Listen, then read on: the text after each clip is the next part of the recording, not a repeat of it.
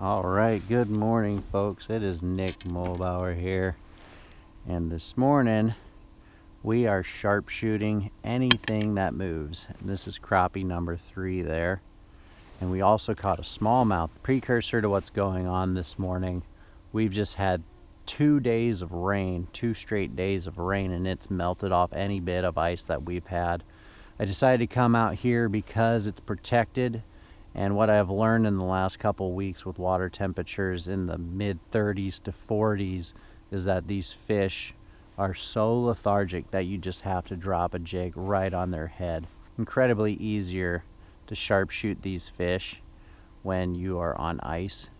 So that's why I picked this calm body of water this morning, because it's a bit breezy out of the south today, but I know that this is a protected water out of the south. So I am sharpshooting these fish. I'm dropping a jig right down to their face and just hoping that they'll commit to it. And that's how I picked up 3 crappie and 1 smallmouth. If anything, I'll drop a picture of him in the video because I got a photograph of that little smallmouth I caught. But definitely a fun little surprise. It was fun watching that rod tip shake on this ultralight 5.5 foot rod, and I have 4-pound line on, so a little smallmouth fights pretty good on an ultralight rod like this, an ultralight setup. So we're just going to keep messing around and fishing breaks and cover, and that's how I'm picking them off. I'm just fishing submerged cover and structure, so stay tuned. Hopefully we'll pick up a surprise or 2 again.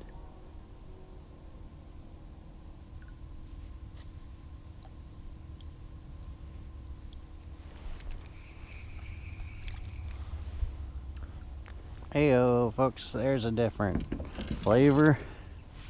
Little bluegill clinging to the bottom on that rocky break. There he goes. But if I can explain to you guys a little better what I'm doing is I am just meandering. I'm letting my kayak meander, and I'm just keeping my jig all the way on bottom. If I see a mark more suspended, I'll bring it up because it's usually a crappie. But bass and bluegill are generally on the bottom, sitting on these rocky breaks. I'm just keeping my jig down there, just pounding bottom, just barely lifting it off bottom, just kind of just tapping bottom, and then they hit it. That's what they do. And dead sticking, tapping bottom, and I'll just bring it up to a suspended mark if I see one. Every single suspended mark I've laid into so far has been a crappie. So, and that's what crappie do. They are always suspending. Bass and bluegill down in those rocks. They're hanging out on those rocks on the bottom. Very typical behavior of every species. There we go. There's something a little better. Nice gilly. Another little bluegill. Oh, that thing shook. I thought that was another smallmouth. That's exactly what that smallmouth did. We're just going to have a plethora of fish today. There we go. Little gilly there, folks, for us. A lot of fun. This is a lot more fun than skunking last week. It really helps having these electronics to know that there's fish down here, because you can pick them up on the slasher, and it helps just so much with these lethargic cold water bites. You at least know you're pounding on top of some fish. You go blind, you could just be throwing at nothing. And when the fish are this tight-lipped as they've been, as I've said a million times, it just helps incredibly.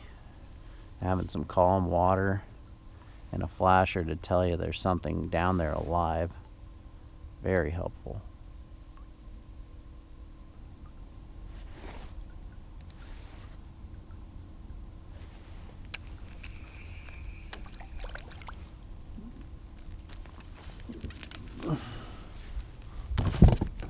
Another gill, guys, on the red worm. Right there, folks.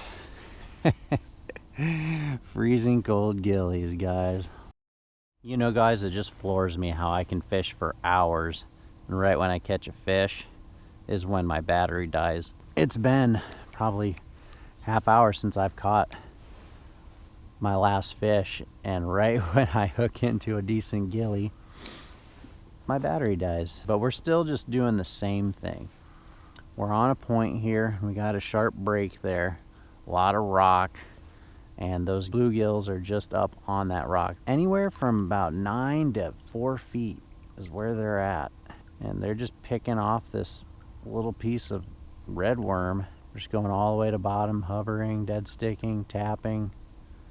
And they're just picking it up off these rocks. Just coming up and taking a little swipe at it every now and then. But I've not left this spot. I'm just on a point. I'm just looking for rocks, good breaks, just stuff that these fish can hide themselves up in.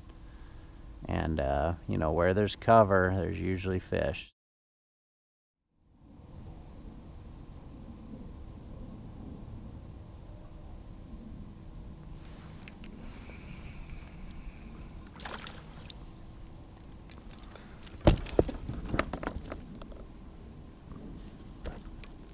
Here's a better one, folks. You can tell by how easily they pop off my hook that these guys are just so lethargic, just by how they're biting. You can barely get them to the boat before they pop off because they peck it so lightly, but boy, they're tough to get your hands on too. They're feisty despite the cold, man. They spend no time flopping around. A lot of fun though, guys. It's just so much fun. I know I'm a broken record, but you guys just gotta take my word for it and get out. Despite any cold or anything, there's always something you can learn. I'm on a pretty good bite. I mean, I've caught probably almost 10 to a dozen fish now. It's just a lot of fun, just taking your time, enjoying how patient the bite is.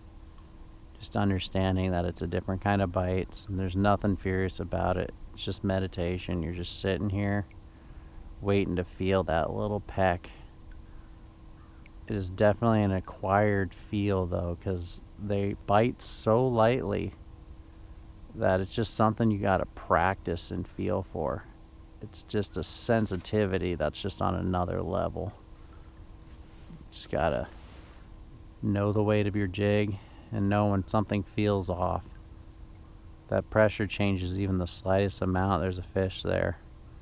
Playing with it or biting on your plastic or your worm or whatever you have on, there's something down there. And that's what the winter bite is. It's not really a bite, more is it a change of pressure on your rod tip. Very, very subtle. Incredibly subtle.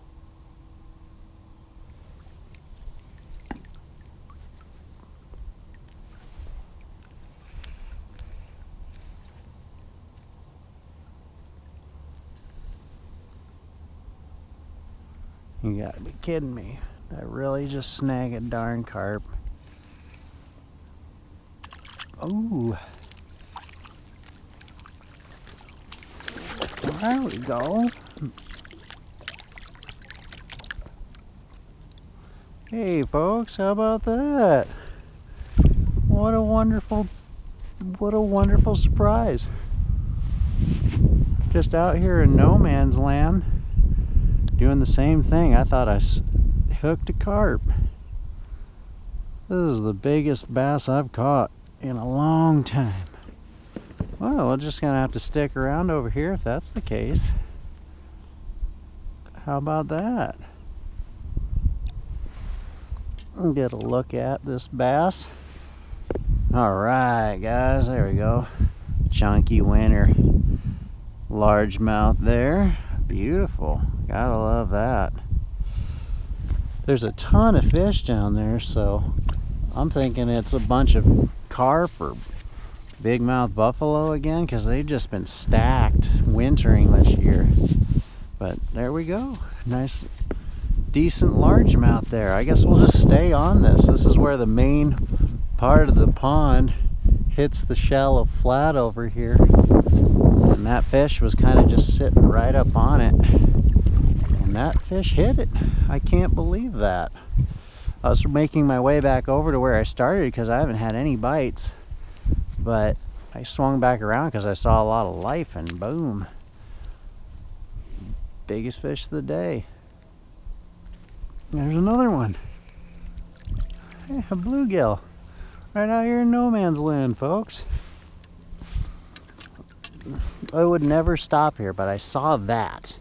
So I wonder if there's just a giant pile of fish over here. And that's what these fish do after rains out here too. So maybe that's why they're there. I didn't think they'd be doing that because it's so darn cold out, you know. Another little gilly there. But it's just been so cold that I just didn't expect those fish to roam up into shallower water. It's 11 foot right here. And there's a hump out here that I was fishing. Try to get back on that spot. Maybe drop a buoy to stay on that waypoint, because that is worth checking out. Comes up. We're getting shallower here again. When we come up here, we got a break 9 feet, 8 feet. I think I was about 6 feet deep when I was fishing there, when that bass hit.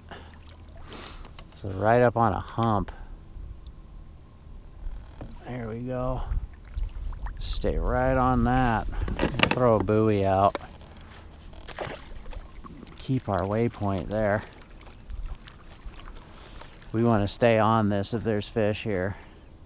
It's either fish or rock, but there's a lot going on. Alright folks, well I'm going to reel it up and call it a day here.